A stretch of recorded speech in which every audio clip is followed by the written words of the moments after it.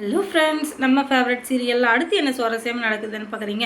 நம்ம விஜய் இருந்துக்கிட்டு ரொம்ப சந்தோஷத்தோட வீட்டிலேருந்து கிளம்புறாரு. எனக்கு வேலை கிடைச்சிருச்சு அப்படின்னு சொல்லிட்டு மல்லிகிட்ட சொல்லிட்டு போகிறாரு. நான் இந்த இன்டர்வியூவில் பாஸ் பண்ணிவிட்டேன், அதனால் எனக்கு வேலை கிடைச்சிச்சு. இனிமேல் நமக்கு எந்த கஷ்டமும் இல்லை, நீ எதுக்கும் கவலையும் படாத, நம்ம இனிமேல் சந்தோஷமாக இருக்க போகிறோம். உன்னையும் வெண்பாவையும் ஒரு சந்தோஷமான வாழ்க்கைக்குள்ளே கூப்பிட்டு போகிறது என்னோட பொறுப்பு, நீ அதுக்காக என்னைக்கு ஃபீல் பண்ணாத அப்படின்னு சொல்லிட்டு ரொம்பவே நம்பிக்கையாக பேசிகிட்டு இருக்காரு. பரவாயில்லையே, ரொம்ப நல்ல வேலைக்கு போகிறாரு அப்படின்னு சொல்லிட்டு இவரோட சந்தோஷத்தை கெடுக்கூடாதுன்ட்டு அவங்க இருந்துக்கிட்டு சரி போயிட்டு வாங்கன்னு சொல்லிட்டு சொல்கிறாங்க. என்னதான் இருந்தாலும் இந்த ராஜேஷ் இருந்துக்கிட்டு ஏதாச்சும் ஒரு கிறுக்கு மறுக்கு வேலை அங்கே பண்ணுவான்னு நல்லாவே தெரியும். ஆனால் என்ன பண்ணுறது, முதல் நாள் வேலைக்கு போகிறப்ப எதையும் சொல்லக்கூடாதுல்ல, அதனால் அமைதியாக இருக்காங்க. அதுக்கப்புறம் அங்கே என்ன நடக்குது அப்படின்னு சொல்லிட்டு பார்த்தீங்கன்னா பயங்கரமான வேலையெல்லாம் நடந்து போச்சுங்க. அது என்னென்னா, அங்கே போனதுமே அவங்க எம்டியை பார்த்து பேசுகிறாரு. நான் இன்றைக்கி தான் முதல் நாள் சேர்ந்துருக்கேன் அப்படின்னதும் ரொம்ப கங்க்ராச்சுலேஷன்ஸ், நீங்கள் இன்றைக்கி என்ன பண்ண போகிறீங்கன்னா, நம்ம company Rajeshwari group of company கீழே தான் எல்லா இதையும் டைப் பண்ண போகிறோம். அதில் நீங்கள் என்ன நினைக்கிறீங்க அப்படின்ற கமெண்ட்ஸ் எல்லாம் நான் கேட்கல, ஆனால் இங்கே எப்படி செய்யலாம் அப்படின்றதுக்கான உங்களுடைய கருத்தை மட்டும் நீங்கள் சொல்லுங்கள் அப்படின்னு சொல்கிறாங்க.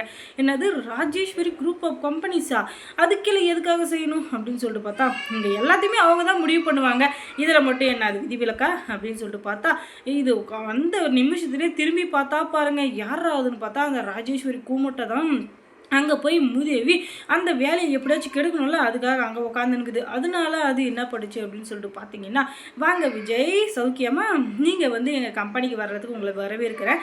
உங்களுக்கு 2 ஆப்பர்ச்சுனிட்டி கொடுக்குறேன். என்ன அப்படின்னு சொல்லிட்டுதானே பார்க்குறீங்க, இந்த உலகத்துலேயே யாருக்குமே இப்படி ஒரு ஆப்பர்ச்சுனிட்டி கிடைக்கவே கிடைக்காது. ஏன்னா உங்களுக்கு மட்டும்தான் அது கிடைச்சிருக்கு, நீங்கள் ரொம்ப லக்கி பர்சன். அதனால தான் இப்போ நான் ஒரு அப்பாயின்மெண்ட் ஆர்டர் கொடுக்க போகிறேன். ஒன்று இந்த ராஜேஸ்வரி குரூப் ஆஃப் கம்பெனிஸில் ஒரு பெஸ்ட்டு எம்ப்ளாயி அப்படின்றது ஒரு அழகான ஒரு இது கொடுக்குறேன். இன்னொன்று, நீங்கள் தப்பாக நடந்துக்கிட்டீங்க, நீங்கள் உங்களுடைய வேலையை சரியாக செய்யலை அப்படின்றதுக்கான ஒரு சர்டிஃபிகேட்டையும் கொடுக்குறோம். இது ரெண்டில் நீங்கள் ரெண்டையும் வாங்கினாலும் எனக்கு சந்தோஷம், ரெண்டையும் வாங்கலாலும் சந்தோஷம். அதோட முக்கியமான விஷயம், நீங்கள் இந்த வேலையை விட்டு போனால் அதை விட சந்தோஷம் அப்படின்னு சொல்கிறாங்க. நீ இருக்க அப்படின்னு தெரிஞ்சால் அந்த இடத்துல நான் இருக்கவே மாட்டேன்னு உனக்கே தெரியும். ஆனால் இப்போதைக்கு இந்த இடத்துல நின்று வச்சுக்க, அதுவே எனக்கு அசிங்கம். ஏன்னா உன்ன மாதிரி ஒரு சாக்கடை இருக்கிற இடத்துல நான் நின்னேன்னா அதுவே எனக்கு அசிங்கம் தான். அதனால் நான் இப்போவே இந்த இடத்த விட்டு கிளம்புறேன் அப்படின்னு சொல்லிட்டு அந்த இடத்த விட்டு கிளம்பிடுறாரு.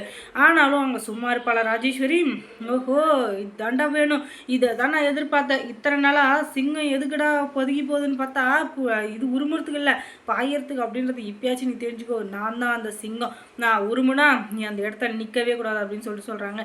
உன்ன மாதிரி பயந்தாங்கொழிக்கலாம் எதுக்குடா வேலை, நீயே ஒரு அன்னக்காவடி, உன் கம்பெனியை உன்னால் காப்பாற்றிக்க முடியல, அதவே நீ டீலில் விட்ட, அதை நான் இப்போ சக்ஸஸ்ஃபுல்லாக ரன் பண்ணிக்கிறேன். உனக்கு இன்னொரு கம்பெனி வேறு கேட்குதா, உனக்கெல்லாம் வெக்கமா இல்லை, இவ்வளோ கேவலமாக நடந்துக்கிறேன், இந்த கம்பெனியில் நீ என்னத்தை கிழிக்க போகிற, உன் கம்பெனியை காப்பாற்ற முடியாத இதை அம்போன்னு விட்டுட்டேன், இப்போ இந்த கம்பெனியில் கிழிச்சு தள்ள போகிற, போடா வேலையை பார்த்துக்கிட்டு அப்படின்னு சொல்லிட்டு கழுத்தை பிடிச்சி வெளியே தள்ளுங்க செக்யூரிட்டி அப்படின்னு சொல்கிறாங்க. நீ நான் எங்கே வேலைக்கு போனாலும் அதை எப்படி கெடுக்கலாம் அப்படின்னு சொல்லிட்டு தான் பார்க்குறதே தவிர எந்த இடத்துலையும் என்னை வாழ விட மாட்டேங்கிற, வேலையை செய்ய விட மாட்டேங்கிற, அதனால் நீ இருந்தால் தானே அதை கெடுத்து விடுவேன், இப்போவே உனக்கு ஒரு முடிவு கட்டுறேன் அப்படின்னு சொல்லிட்டு கழுத்தை பிடிச்சி கரகரன்னு இருக்கிறாங்க. உடனே அங்கே இருக்காருலே மேனேஜர், அவர் இருந்துக்கிட்டு ஐயோ விடுங்க விடுங்க அப்படின்னு சொல்லிட்டு கத்துறாரு. ஆனால் அது அவர் காதில் வெளில. உடனே படிச்சாருங்க பாருங்க போலீஸ்க்கு, போலீஸ் குடு குடு குடுன்னு அந்த இடத்துக்கு ஓடி வந்துடுறாங்க. அப்பவும் இல்லையே, கழுத்தை பிடிச்சி கரன்னு நெரிக்கிறாங்க. அதுக்கப்புறம் அங்கே இருக்கிற எல்லாரும் சேர்ந்துக்கிட்டு நம்ம விஜயோட கையை பிடிச்சி தடுத்து நிறுத்துறாங்க. ஐயோ விட்டுருப்பா சாமியே, உனக்கு வேலை கூட கொடுத்துட்றேன், தயவு செஞ்சு விட்டுரு, அவங்க கம்பெனி கீழே தான் இங்கே எல்லாமே டைப் பண்ணிட்டு இருக்கோம், அவங்களவே ஏதாச்சும் பண்ணிட்டு வச்சுக்கோங்க, அதுக்கப்புறம் எங்களுக்கு மெம்பர்ஷிப்பும் இருக்காது எதுவும் இருக்காது, தயவு செஞ்சு விட்டுரு சாமி அப்படின்னு சொல்லிட்டு காலில் விழாத வரை கெஞ்சி நிற்க. உடனே அங்கே இருக்கிற போலீஸ் எல்லாம் உங்கள் மேலே இப்போ ஆக்ஷன் எடுக்க போகிறோம், உங்களுக்கு வீட்டில் விரோதம் இருக்கலாம், என்ன வேணா இருக்கலாம், எங்களுக்கு அதை பற்றி கவலை இல்லை, ஆனால் இந்த இடத்துல நீங்கள் சண்டை போடுறீங்கன்னா பொது இடத்துல அது எல்லாரையும் பாதிக்கதான்.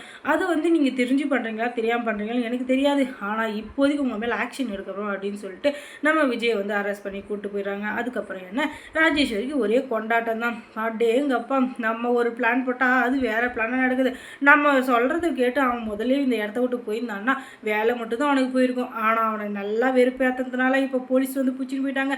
இதை விட சந்தோஷம் வேறு என்ன வேணும், எனக்கு இப்போ தான் மனசுக்கு திருப்தியாக இருக்குது சாமி அப்படின்னு சொல்லிட்டு இப்போ தான் நல்லா தூங்குவேன் அப்படின்ட்டு வீட்டுக்கு கிளம்பிடுறா. அதுக்கப்புறம் என்ன, வீட்டுக்கு போய் எல்லாத்தையும் சொல்கிறா. இருந்தாலும் அந்த ரஞ்சிதாவுக்கு ஒரு கஷ்டம், நம்ம விஜய் மாமாவை கல்யாணம் பண்ணிக்கிட்டு எவ்வளோ சந்தோஷமாக இருக்கணும் அப்படின்னு சொல்லிட்டு ஆசைப்பட்டோம். ஆனால் அது எதுவுமே நடக்கல. அவர் கஷ்டப்படுறாரு அப்படின்னு சொல்லிட்டு பார்த்தா எனக்கு ரொம்ப கஷ்டமாக தான் இருக்குது. ஆனால் அவர் என்ன கஷ்டப்படுத்தினால அந்த மல்லியை கல்யாணம் பண்ணி ஏன் முன்னாடியே வாழ்கிறன்ற பேரில் என்னை எவ்வளோ வெறுப்பேற்றினாரு. அதனால் இதெல்லாம் அவர் அனுபவிக்கிட்டோம் அப்படின்னு சொல்லிட்டு ஒரு பக்கம் அவளுக்கு கடுப்பாகவும் இருக்குது. இன்னொரு பக்கம் என்ன மல்லி சீரியல் நடத்திருக்கும் நீங்கள் தெரிஞ்சுக்கணுன்னா நம்ம சேனலை சப்ஸ்கிரைப் பண்ணுங்கள். அதோட பக்கத்தில் இருக்க அந்த பெல் ஐக்கானையும் கொஞ்சம் கிளிக் பண்ணி விடுங்க. தொடர்ந்து இந்த சேனலுக்கு சப்போர்ட் கொடுங்க. தேங்க்ஸ் ஃபார் வாட்சிங்.